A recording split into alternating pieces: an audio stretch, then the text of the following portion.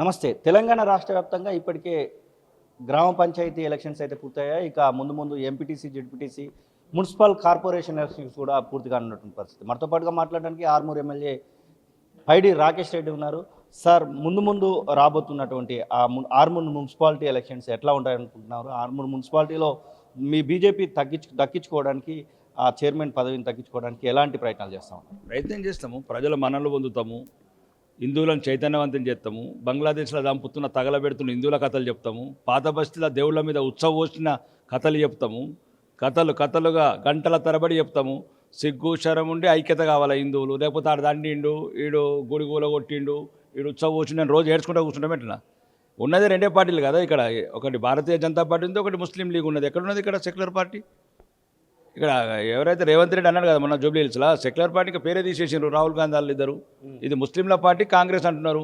ఇంకా ఈ హిందువులు నిర్ణయించుకోవాలి సన్నాసులు.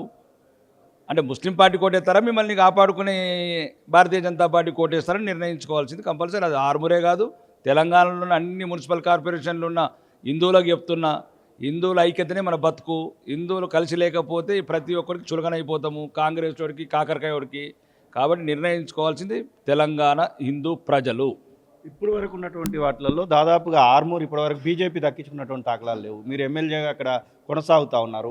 ఎట్లా ఆ ప్రణాళికలు రచించబోతా ఉన్నారు? దాదాపు 36 వార్డులు ఉన్నట్టున్నాయి. ఎట్లాంటి ప్రణాళిక చేస్తూ ఉన్నారు? ప్రణాళికలు మాకున్న కాంగ్రెస్ ప్రభుత్వం ఇంటెలిజెన్స్ రిపోర్టు ప్రకారం 22 సీట్లు వస్తున్నాయి. మా రిపోర్ట్ కాదు, రేవంత్ రెడ్డి పెట్టుకున్న ఇంటెలిజెన్స్. ఆ ఇంటెలిజెన్స్ వాళ్ళే చెప్తున్నారు భారతీయ జనతా పార్టీకి 22 పైచీలకు వస్తాయని. పోరాడతాం, ప్రజలను చైతన్యంతో చేస్తాము. వాళ్ళు ఏం చెప్పారు, ఏమి ఇచ్చిండ్రు? బంక తుత్తురిచ్చారు. ఎట్లా కాంగ్రెస్ వాడు అప్పుడు దొరల పాలన, ఇప్పుడు దొంగల పాలన. ఎటువైంది 4,000 రూపాయల పెన్షన్? అడుగుతాం ప్రజల్ని. ఓడన తులం కాదు రాకిరికి అత్తులమని బంగారం చచ్చిపోతున్నారు. మోసాలకు కూడా అద్దుండాల 420 కాకపోతే 840 ఉన్న ప్రభుత్వం ఇది. అది అడుగుతాం ప్రజలకు. 4,000 పెన్షన్ ఇచ్చారా, 2,500 మహాలక్ష్మి ఇచ్చారా, లేకపోతే తులం బంగారం ఇచ్చారా, లేకపోతే పిల్లలకు స్కూటీలు ఇచ్చారా, 20,000 కోట్ల సప్లాన్ ఇచ్చారా, ఇవన్నీ అడుగుతాము. లేకపోతే ఏమైనా మౌలిక వసతులకు డబ్బులు ఇచ్చారా? ప్రతి ఒక్కడు దొరికినట్టు దోసుకున్నట్టు దక్షిణ తెలంగాణలో దోసుకపోతున్నారు. ఖమ్మమోడు, నల్గొండోడు, మహబూబ్ నగరోడు, ఇంకున్నదేంది బొంగడ, ఉన్నదంతా దోసుకపోతున్నారు జల్లెడ బట్టి. ఉత్తర తెలంగాణని మొత్తం సర్వనాశనం చేసిండ్రు. నిజామాబాద్ జిల్లాని అయితే మట్టి పోసిండ్రు.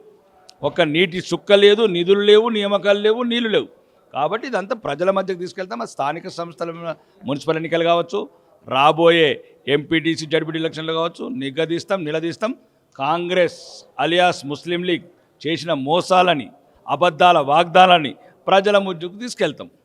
మీరు ఆర్మూర్ ఎమ్మెల్యేగా అసెంబ్లీ సాక్షిగా చాలా విషయాలను ప్రస్తావించడం జరిగింది. ప్రధానంగా ప్రభుత్వ విద్యకు సంబంధించినటువంటి విషయంలో, మహిళలకు సంబంధించినటువంటి విషయంలో చాలా విషయాలు ఏదైనా కొలిక్కి వచ్చినట్టు కనబడతా ఉన్నాయా? లేదు, నేను మాట్లాడిన తర్వాత ఇంకా 1441 స్కూళ్ళు మూసేసిండ్రు, 56 డిగ్రీ కాలేజీలు మూసేసిండ్రు, 28 పీజీ కాలేజీలు మూసేసిండ్రు. విద్యని మొత్తం నట్టేట ముంచుండు. అప్పుడు గజ్వేలోడు, ఇప్పుడు కొడంగలోడు ఇద్దరు కలిసి పేద పిల్లలకు, మధ్యతరగతులకు, సామాన్యులకు విద్య అందద్దు, వైద్యం అందద్దు. వైద్యం కూడా ఎక్కడుంది? మొత్తం కార్పొరేట్ మయం. సామాన్యులకు ప్రభుత్వ ఆసుపత్రుల సౌకర్యాలు లేదు, ఎటువంటి స్ట్రెంత్ లేదు, డాక్టర్ స్ట్రెంత్ లేదు. ఇక ప్రైవేట్ హాస్పిటల్ దొరికినట్టు దోసుకుంటున్నారు కొడుకులు. ఒక్కొక్కరు 50% కమిషన్ ఇస్తున్నారు. మధ్యతరగతి గవర్నమెంట్ హాస్పిటల్ ఫెసిలిటీస్ లేవు. అన్ని నోటి చెప్పండి. తెలంగాణ నుంచి ఒక హాస్పిటల్ కట్టినారా చెప్పండి? ఏ ప్రభుత్వం కట్టిందో చెప్పండి?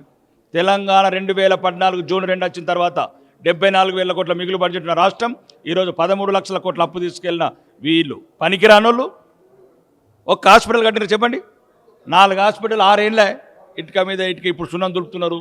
ఇది కాదు ప్రజలకు కావాల్సింది. తాయిలాలు కాదు, మోసపూరిత వాగ్దానాలు కాదు, ఉచితాలు కాదు, సోమరిపోతులు చేసే లక్ష్యాలు కాదు. ఈ రాష్ట్ర ప్రజలకు కావాల్సింది తెలంగాణ అమరవీరులు కోరుకున్నది ఉద్యోగాలు, నీళ్లు, నిధులు, విద్య, వైద్యం, ఉపాధి. ఈ మూడుకు పడకేసిన రాష్ట్రం మీద ఉందంటే భారతదేశంలో ఇది తెలంగాణ.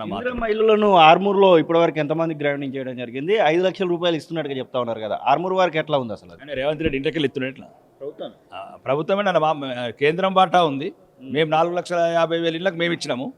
కేంద్రం బాట, రాష్ట్రం బాట, ప్రజల సొమ్ములతోని, ప్రజల పన్నులతోని 2 ప్రభుత్వాలు కలిపి ఇస్తున్నాయి. మా దగ్గర 3,500కు 2,245 ప్రోగ్రెసివ్లు ఉన్నాయి. ఇంకా మిగతా కొట్లాడుతున్నాం.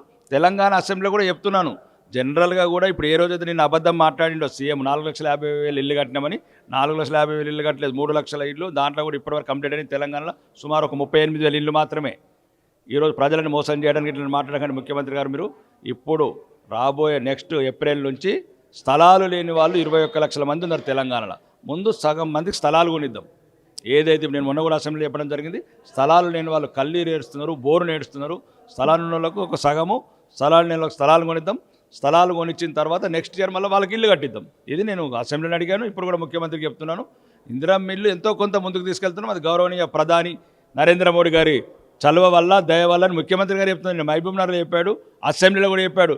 12,000 కోట్ల వడ్డీ తగ్గించినాం, 7%. ఆ దుర్మార్గులు గత ప్రభుత్వంలో హరీష్ రావు, కేసీఆర్ 11%కి వడ్డీ తెచ్చిన వాళ్ళు ఇంట్లోకి తెచ్చుకున్నట్టు, వాళ్ళ ఇంట్లోకేమో 7% తీసుకుపోయినారు. ప్రజలకు మాత్రం 11% తెస్తే ప్రధానమంత్రి గారు ప్రత్యేక చొరవ తీసుకొని తెలంగాణ మీద ప్రత్యేకమైన అభిమానంతో అది 7% వడ్డీ రిమూవ్ చేశాడు. దానివల్ల తెలంగాణకు 12,000 కోట్ల ఆదాయం అట, ప్రతి సంవత్సరం 12,000 కోట్లు. అది నేను చెప్పట్లేదు, తెలంగాణ అసెంబ్లీలో గౌరవనీయ మంత్రి గారు చెప్పారు, బట్టి విక్రమార్క గారు అండ్ సీఎం గారు చెప్పారు. కాబట్టి ఈ రాష్ట్రం పట్ల నిబద్ధత, నిన్నగాక మొన్న 3,500 కోట్లు వేసాం గ్రామ పంచాయతీలకు, ఎట్టిపోయినాయి, ఏడిసిపోయినాయి. కాలి క్లీనింగ్ చేద్దానికి పైసలు లేవు, చీపుర్లు కొంతకు పైసలు లేవు, సున్నం వేద్దానికి పైసలు లేవు. ఈ రాష్ట్ర ప్రభుత్వం దగ్గర ఏమున్నది? కాలు ఆకులు పట్టుకొని తిరుగుతున్నాడు.